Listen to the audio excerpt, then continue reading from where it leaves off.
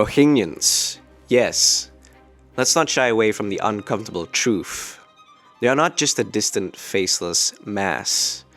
They are people with dreams, fear, and the innate right to live without the chains of fear, to practice their beliefs, and simply to lead ordinary lives, much like you and me.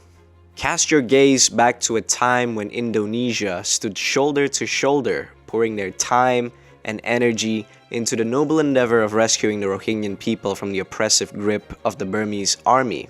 In 2017, Indonesia roared as a vocal advocate against the genocide unfolding in the Rakhine state, fighting fervently to secure rights for Rohingyans within our own borders. But let's fast forward, not with pride, but with a bitter taste of betrayal. Suddenly, a twisted narrative emerged, a poisonous tale suggesting that Rohingyans harbor ambitions of stealing our land, a tale supposedly scripted by the UNHRC. And astonishingly, we bought into it.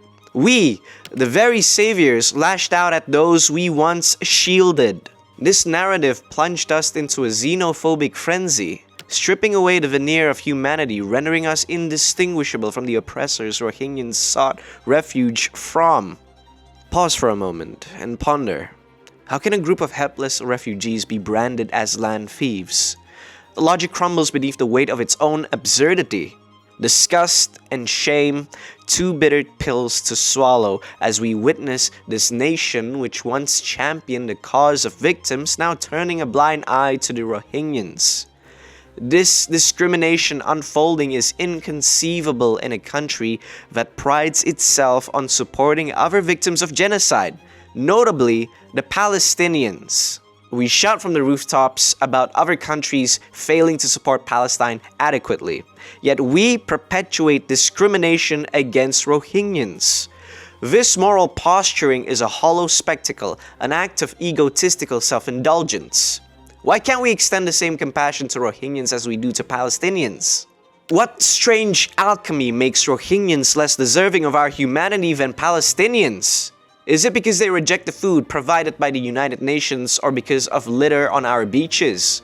Or is it perhaps because they don't fit the preconceived mold of worship Arabs for Indonesians? I hesitate to label this as a racial issue.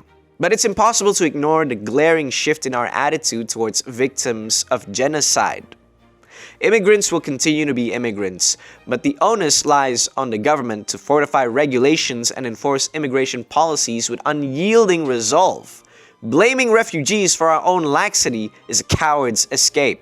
Indonesia's double standards, its bigotry towards Rohingyans, render us no different than we claim to stand against.